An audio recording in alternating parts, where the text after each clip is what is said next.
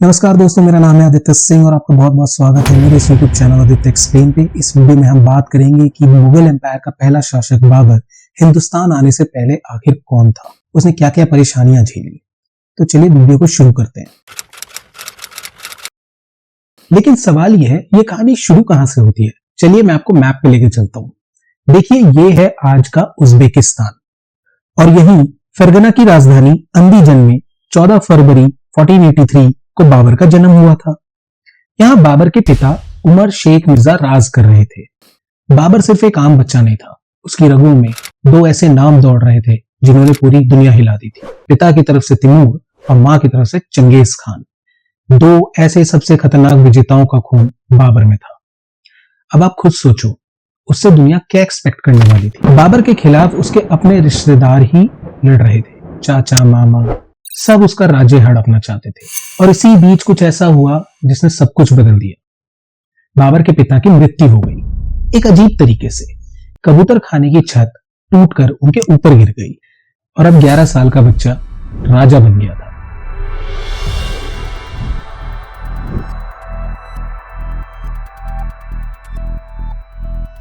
एक ऐसे राज्य का जिसमें अंदर से बगावत हो रही थी और बाहर से हमला होने वाला था।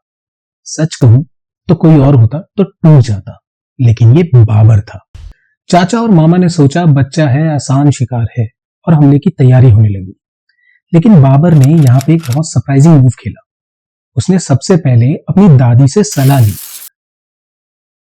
और चाचा को एक लेटर लिखा और कहा, मैं तुमसे लड़ना नहीं चाहता, मैं तुम्हारा आदमी बनने को तैयार हूं, बस ये फरगना मुझे दे दो।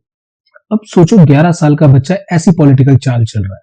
लेकिन चाचा ने लेटर ठुकरा दिया और हमला शुरू कर दिया। और फिर जो हुआ वो किसी ने एक्सपेक्ट नहीं किया था। दुश्मन की फौज रास्ते में ही टूट गई। एक नदी पार करते टाइम काफी थक गए और काफी बीमार पड़ गए और उन्हें वापस लौटना पड़ा। बाबर का ये रेजिस्टेंस देखकर मामा ने भी अपनी फौज पीछे खींच ली।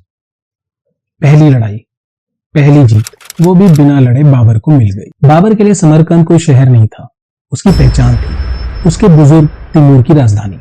और उसने फैसला कर लिया इसे जीतना ही है। उसने पहली बार कोशिश करी पर हार गया, लेकिन बाबर रुका नहीं। उसने फिर दूसरी कोशिश करी और जीत गया और महज 15 साल की उम्र में वो तिमूर के तख्त पर बैठ गया। लेकिन ये खुशी ज्यादा दिन नहीं टिकी। बाबर बीमार पड़ गया और ये खबर फरगना पहुंच गई और वहां बगावत हो गई। बाबर जैसे तैसे फरगना वापस आया, लेकिन तब तक उसका राज्य उसके हाथ से जा चुका था। और जब वापस समरकंद आया तो वो भी उससे छीन लिया गया। 1 साल के अंदर और 16 की उम्र में बाबर ने सब कुछ पा लिया और सब कुछ खो दिया। न घर का रहा न घाट का। और अब उसके पास बचा था एक पहाड़ी इलाका, खोजंद।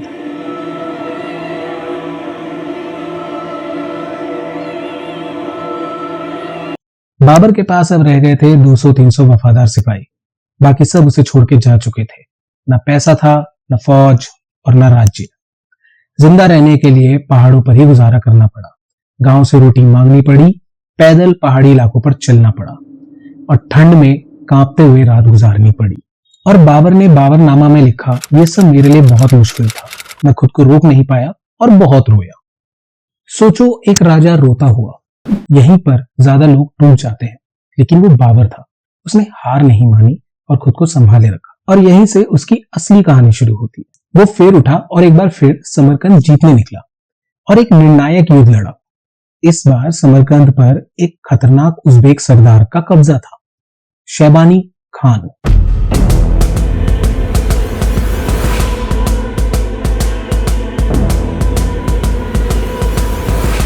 लेकिन बाबर ने शैबानी खान को हरा दिया और दूसरी बार समरकंद जीत लिया। लेकिन शैबानी खान ने हार का बदला लेने की कसम खा ली और फिर कुछ समय के बाद दोबारा युद्ध हुआ जिसमें बाबर हार गया। और सिर्फ हारा ही नहीं, उसे अपनी जान बचाने के लिए कड़वा फैसला लेना पड़ा। उसे अपनी बहन की शादी शैबानी खान से करनी पड़ी। सोचो, एक राजा अपनी फैमिली को भी सेक्रीफाइस कर रहा है सिर्फ जिंदा रहने के लिए। दूसरी बार बाबर अपना सब कुछ खो चुका था, वो भटक चुका था, लेकिन फिर किस्मत ने एक मौका दिया। एक शख्स था खुशरव शाह, कुंडोज का गवर्नर। उसकी लड़ाई शैबानी खान से हुई और शैबानी खान ने उसे बुरी तरह हरा दिया। तो उसके कुछ सिपाही भाग के बाबर के कैंप में आ गए और ऐसे बाबर को फोर्स मिल गई। बाबर ने सोचा यही सही मौका है। इस बार उसने सीधा काबुल पर नजर डाली और काबुल को जीत भी लिया। बाबर ने बाबरनामा में लिखा कि अल्लाह की मेहरबानी से काबुल और गजनी दोनों उसे मिल गए बिना किसी बड़ी लड़ाई के। सालों की भटकती जिंदगी के बाद बाबर के पास अब एक स्टेबल राज्य था, एक घर था और यहीं से सब कुछ बदलने वाला था। अब बाबर मिर्जा नहीं था, वो किसी के नीचे नहीं था, तो उसने खुद को नया नाम दिया बादशाह का। और इसी दौरान उसके घर में एक वारिस पैदा हुआ जिसका नाम था हुमायूं। काबुल सिर्फ एक राज्य नहीं था, वो उसका बेस कैंप था जहां से उसने अपनी सबसे बड़ी जीत की शुरुआत करी। बाबर को खबर मिली कि शैबानी खान मर चुका है। उसे लगा यही मौका है और उसने शाह इस्माइल के साथ हाथ मिलाया और 1511 में समरकंद वापस जीत लिया। एक पल के लिए मानो ऐसा लगा सपना पूरा हो गया, लेकिन ये खुशी भी ज्यादा देर टिकी नहीं। शाह इस्माइल अपनी आर्मी लेके वापस ईरान चला गया और वहां के उज़्बेक लोगों ने बगावत कर दी और समरकंद हाथ से चला गया। उसने 3 बार जीता और 3 बार उसे हार गया। आखिरी बार बाबर ने बाबरनामा में लिखा कि शायद अल्लाह ने मेरे लिए दूसरी जमीन लिखी है, और फिर उसने कभी समरकंद की तरफ पीछे मुड़ के दोबारा नहीं देखा। समरकंद का सपना यहीं खत्म हो गया और उसकी नजर मुड़ गई हिंदुस्तान की तरफ। इन सालों में बाबर सिर्फ जीना नहीं सीख रहा था, वो लड़ना सीख रहा था। हर हार उसे और मजबूत बना रही थी। उज़्बेक से उसने सीखा कैसे दुश्मनों को चारों तरफ से घेरते हैं, बिजली की रफ्तार से।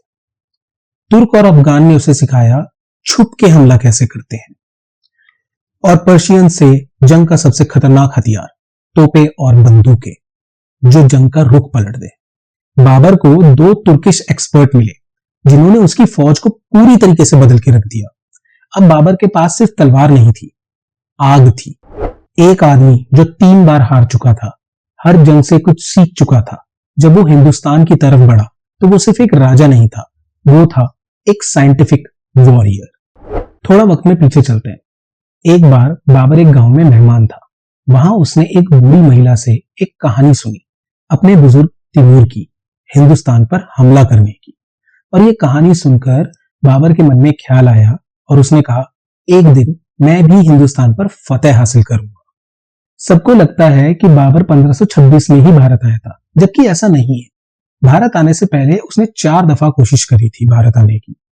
वो बात अलग है कि जिस जमीन पर वो आया था उसका आज मेजर पोर्शन पाकिस्तान में है, लेकिन 15वीं शताब्दी के नक्शे के हिसाब से देखेंगे तो वो भारत ही आया था। 1519 में बाबर ने सबसे पहले यूसुफजाई ट्राइब पर हमला किया और जीत गया, और ऐसे ही छोटे मोटे 1-2 इलाके और जीते, और फिर वो पंजाब पहुंचा।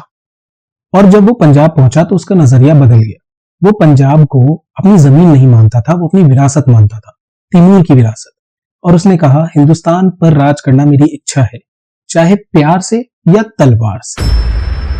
और अब वो इसे सच करने निकला था।